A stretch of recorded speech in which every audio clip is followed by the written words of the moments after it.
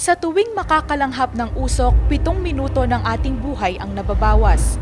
Kaya naman mahigpit na ipinapatupad sa siyudad San Fernando ang Anti-Smoke Belching Ordinance. Kung makakakita ng smoke belching vehicles, tandaan ang plate number at i-text sa sentro sa numerong 0917-710-6556. Pagkalinga sa kalikasan at kapaligiran, kaligtasan ng buhay ay makakamtan.